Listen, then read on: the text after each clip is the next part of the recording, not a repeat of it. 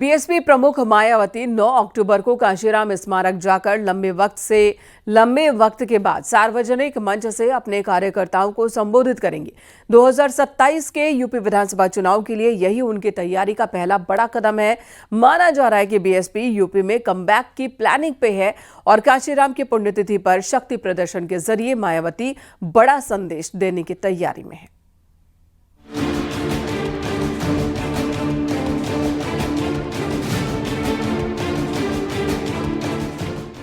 UP में होने वाले पंचायत चुनाव को बीएसपी विधानसभा चुनाव का सेमीफाइनल मानकर तैयारी में जुट गई है।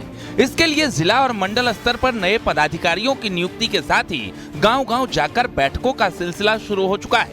पार्टी कार्यकर्ताओं को ये निर्देश दिए गए हैं कि वे घर घर जाकर बहुजन समाज को पार्टी से जोड़ें। मायावती को अगर 2027 की तैयारी करनी है तो उन्हें कांशीराम की पुण्यतिथि से ज्यादा अच्छी कोई और तारीख उनके लिए नहीं हो सकती है। अगर एक बड़ा जमावड़ा वो करते हैं जैसा पिछले सालों में वो किया करती थी तो एक निश्चित तौर पे मैसेज जाएगा, खास तौर पे जो बसपा के पुराने वोटर हैं उनमें और जो उनका अपना वोट बैंक है उसमें भी। और अगर उनका वोट बैंक वापस आता है तो बाकी वोटर जो छिटक गए थे वो भी पार्टी के साथ फिर से जुड़ सकते हैं। तो ये बहुत ही इम्पोर्टेंट है बसपा के लिए। और साथ में उत्तर प्रदेश की राजनीति, जिसमें दलित राजनीति सबसे ज्यादा इस बात पे फोकस करती है कि बसपा की पॉलिसी क्या है, बसपा किस तरीके से अपनी राजनीति को आगे बढ़ाने की कोशिश कर रही है। 2012 के विधानसभा चुनाव में सत्ता से बाहर होने के बाद मायावती ने ज्यादातर राजनीतिक गतिविधियों को अपने बंगले तक ही सीमित कर लिया था। यही वजह थी कि कार्यकर्ताओं का मनोबल टूटने लगा और पार्टी लगातार चुनाव दर चुनाव कमजोर होती गई। बसपा 2007 में 30% वोट से घटते घटते 2022 विधानसभा में 12.9% पर आ गई। लगातार आई इस गिरावट ने बीएसपी के कार्यकर्ताओं को निराश कर दिया। लौटा हुआ पानी और बिछड़े हुए लोग जल्दी वापस नहीं आते। मायावती जी की राजनीति को उत्तर प्रदेश की जनता भुला चुकी है। उत्तर प्रदेश में अब चार दीवारी के अंदर की राजनीति का दौर खत्म हो चुका है। जनता के साथ 24 घंटे चलने वाली और काम करने वाली भारतीय जनता पार्टी के साथ उत्तर प्रदेश की जनता का आशीर्वाद बना हुआ है। मायावती जी के प्रति उत्तर प्रदेश की जनता का भरोसा खत्म हो चुका है।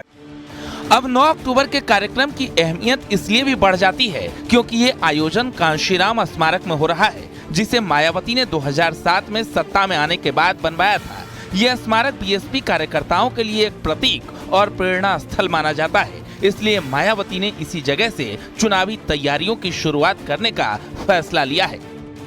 यह 2027 के लिहाज से पहला बड़ा कदम बसपा सुप्रीमो का ऐसा होगा जिसमें वो सार्वजनिक मंच से अपने कार्यकर्ताओं को संबोधित करेंगी और विपक्षी पार्टियों को चुनौती देंगी। यानी कि बसपा सुप्रीमो मायावती ने अपना कमबैक प्लान तैयार कर लिया है और वो उस पर आगे बढ़ रही हैं। कैमरामैन रवि के साथ संकेत मिश्रा, न्यूज़ 18 लखनऊ।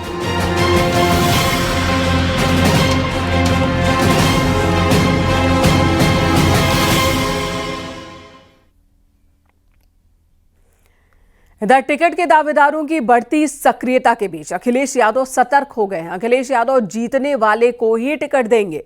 जीत के लिए सपा 3 फॉर्मूलों पर काम कर रही है। टिकट बंटने के बाद कार्यकर्ताओं में असंतोष न हो, इसे लेकर अभी से अखिलेश सतर्क हैं। नाराजगी से बचने के लिए वो सबसे बात भी करेंगे। 2027 को लेकर क्या है अखिलेश का टिकट प्लान, ये हम आपको दिखाते हैं इस रिपोर्ट में।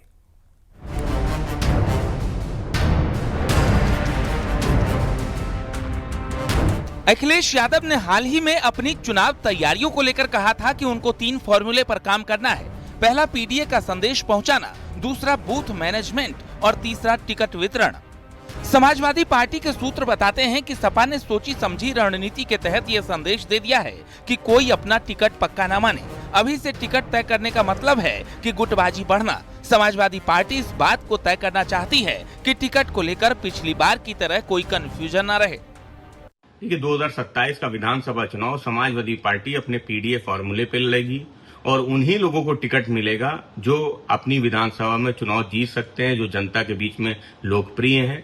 और दूसरे अन्य जो समाजवादी पार्टी के नेता कार्यकर्ता बचेंगे जिनको टिकट नहीं मिलेगा, समाजवादी पार्टी उनका समायोजन संगठन में करेगी, सरकार बनने पर उनका सम्मान भी होगा।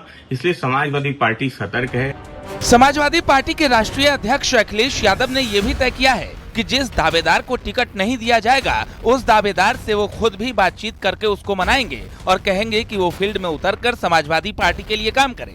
समाजवादी पार्टी हर हाल में गुटबाजी को दूर करना चाहती है और चाहती है कि गुटबाजी की वजह से कोई पार्टी को नुकसान न हो।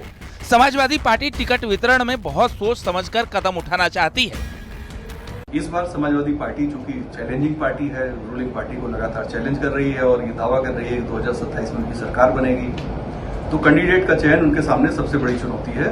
और कैंडिडेट के चयन में हंगामा न हो, विरोध न हो और विद्रोही उम्मीदवार मैदान में न उतरे, इसके लिए अखिलेश यादव पूरी सतर्कता बरत रहे हैं। साफ छवि और मेहनती कार्यकर्ताओं को समाजवादी पार्टी टिकट देना चाहती है। समाजवादी पार्टी की नजर इस बात पर ज्यादा है कि नुकसान पहुंचाने वाले कार्यकर्ताओं और नेताओं को हर हाल में मैनेज करके चला जाए। ऐसे में समाजवादी पार्टी पहले से ही उन तमाम जगहों पर टिकट के दावेदारों के साथ साथ टिकटों को फाइनल कर लेना चाहती है। साथ ही जो लोग इस तमाम चीजों से और कवायदों से नाराज होंगे उनको मनाने का तरीका भी बना लिया गया है। कैमरा उपेंद्र के साथ अलाउद्दीन, न्यूज़ 18 लखनऊ। इधर नोएडा इंटरनेशनल एयरपोर्ट का काम 90% पूरा हो चुका है। काम युद्ध स्तर पर चल रहा है, जिससे उम्मीद जताई जा रही है कि अक्टूबर महीने में एयरपोर्ट का 100% काम पूरा हो जाएगा और नवंबर से यहां से उड़ान भी शुरू हो जाएगी। दिखाते हैं आपको ये रिपोर्ट।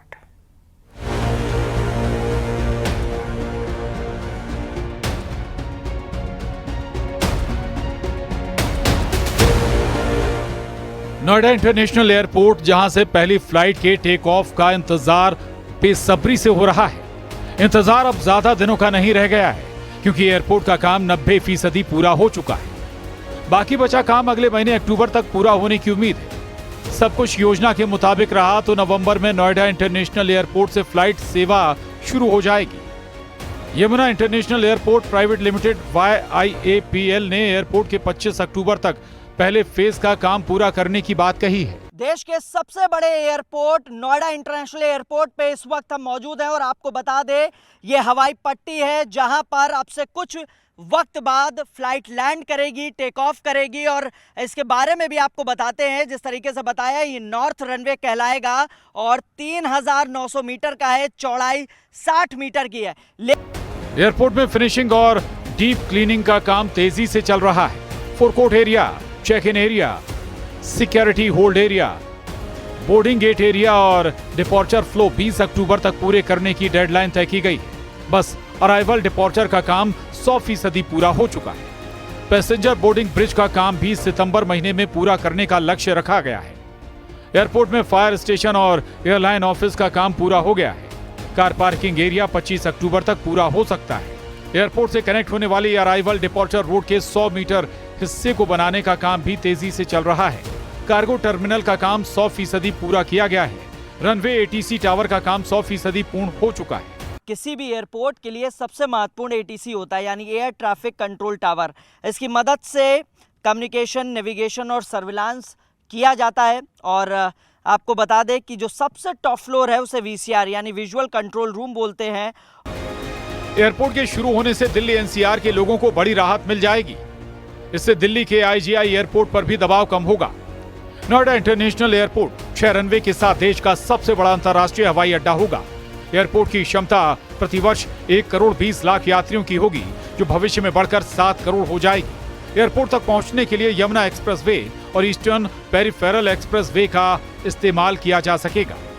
एयरपोर्ट से दिल्ली, नोएडा, ग्रेटर नोएडा और दूसरे शहरों के लिए सीधी कनेक्टिविटी होगी।